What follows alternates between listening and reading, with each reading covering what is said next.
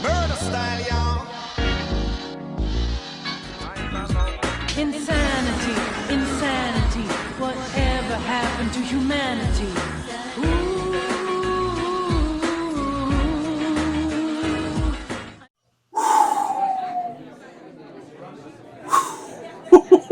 What was this? What was this anime? This anime was crazy. No.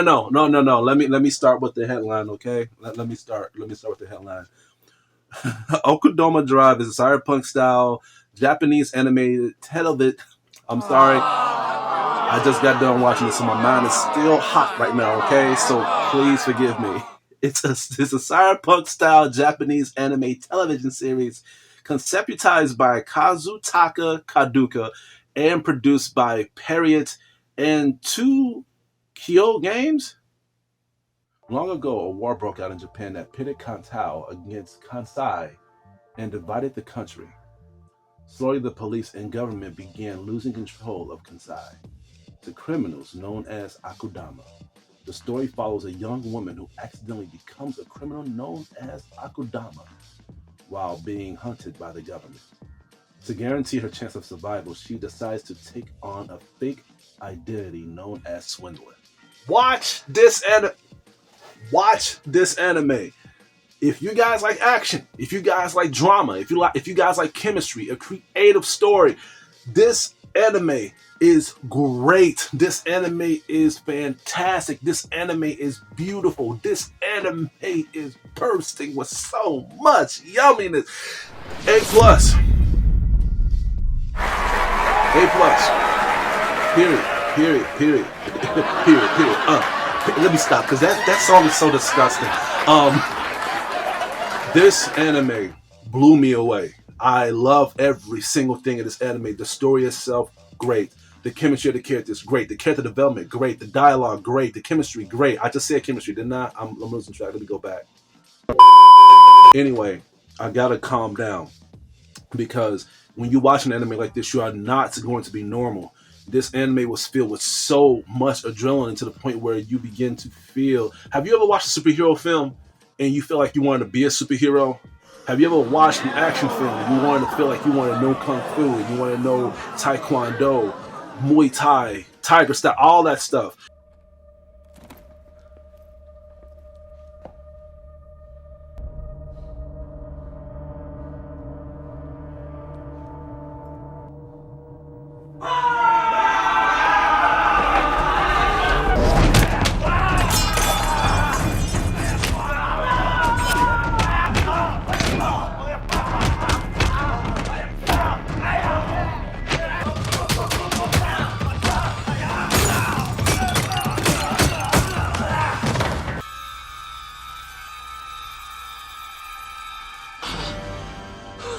Holy shit.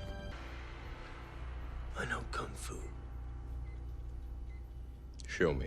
When you watch Akudama Drive, you begin to feel that adrenaline hitting you. You begin to feel the action. I'm not saying you want to be like these motherfuckers on this anime, and if you do, you need to get your ass in prison. But all I'm saying is that this anime, you will feel something. You will experience something. And I am so mad that no one has told me about this.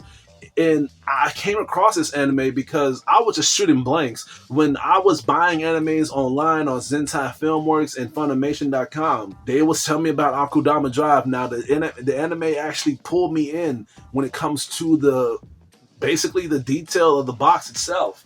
Let me show you. See? I like this. It gave me some Kill Bill and Gantz vibes. And I was right. I was super right. So all I'm going to say is this. Watch it, and that's it. But if you want to continue watching this review for some goddamn good reason, I already gave you good praise about it, then just stay tuned for more I have to say about it. The anime picks up pretty quickly, especially with the first episode itself. It starts off by you being aware of the city, being aware of the premise, and just knowing how things are going to fall in place. And it stays in its lane. Not one thing in this anime took me away from it. And I was a little nervous because normally when anime starts this strong, they begin to lose focus. But no, I loved it. I was in board. And the thing was, when the anime ended, I felt like a kid that was stuck inside of a great roller coaster, and I was still strapped on after the ride was over. I was like, no, let's do this again. Let's do this again. You know, the anime did good by buckling me down and me being prepared for everything that was to come. Each anime was even more intense and got me even more engaged. The anime chemistry with the characters is also pretty good. Perfect in a way, especially with the main character, Swindler, which is called Ordinary Person. Now, she was having an ordinary day, but then all hell broke loose because she picked up some money on the floor after a certain person dropped it. And his name is Courier, which is another member of Akudama.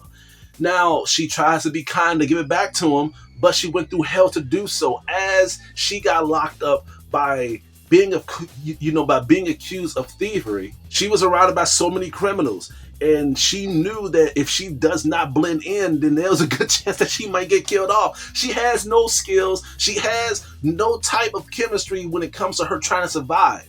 She just told people, look, I did some fucked up shit too. I'm just as bad as you are. So, yeah, let's do this together. People was shocked that a girl like her was on the damn thing, but at the same time, she was forced into the whole Akudama group because of a mission that they had to do. And man, these missions are impossible. So she felt as if she didn't want people to think that she was a burden. So she had to pull her weight, and that's what made me like her character, because I did not want her to feel like the Sakura Haruno on this fucking anime. If you're gonna be in a line of battle, you need to pull your weight. And with Ordinary Person, which is Swindler, she had done a great job. You felt her presence of her don't want to do nothing because of how dangerous these missions is. I mean, people get killed, people get brutally hurt, people get their heads blown off. I mean, it shows all that shit.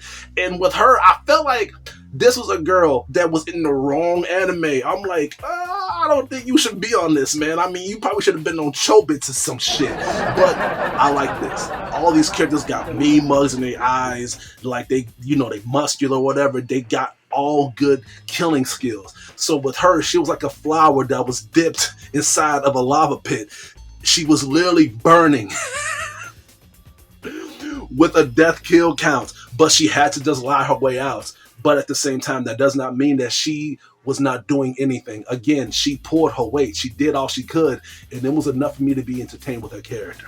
Every character did pretty good too. I liked it, all of them, especially Brawler. Brawler was one of my favorite characters on the anime. Brawler kind of reminds me of myself if I had a body like him. Like a big ass motherfucker. And it's not as if he's a skilled person. He's just a brawler. He just goes out and beat people's asses.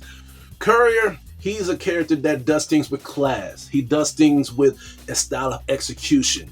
He has a gun, and he used it in flying colors. I don't think he ever missed a shot when he ends up shooting his enemies. And if he did, they probably blocked the shot, or at the same time, they found ways to do a counterattack.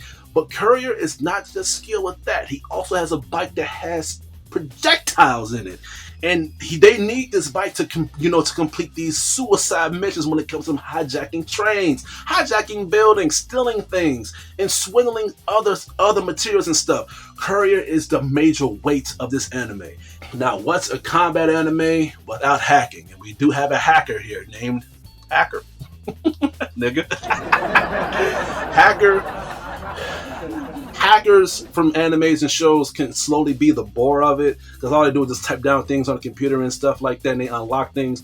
But they added a great tone to his character when it comes to the creativity of how he execute his dialogue towards other people and stuff.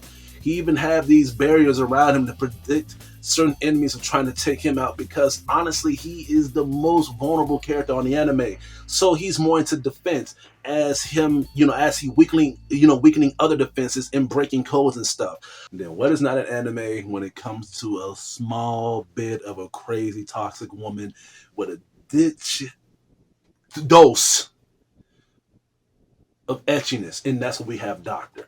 Now, The doctor, she is a character who heals and cures people, and trust me, these people on the Akudama group will be severely injured, go through so much shit, even to the point where you thought that they might get killed off. But Doctor can heal wounds that is basically impossible to heal. I like that about her character, but that does not mean that's all that she can do. She is wild and cuckoo in the head. She is psychotic. She is toxic as hell. There are times where she kills people in a brutalizing manner. When they showed her off, I was like, what the fuck is this bitch? She is the craziest woman up in here. And I feel like by a mad doctor of mad sciences, there are gonna be certain doctors and certain scientists that are so used to dissecting humans and going inside human organs and stuff, they're gonna grow a fetish to that shit, and that is Doctor. Every time I see her, I get more afraid. Then we have Cutthroat. Now, Cutthroat.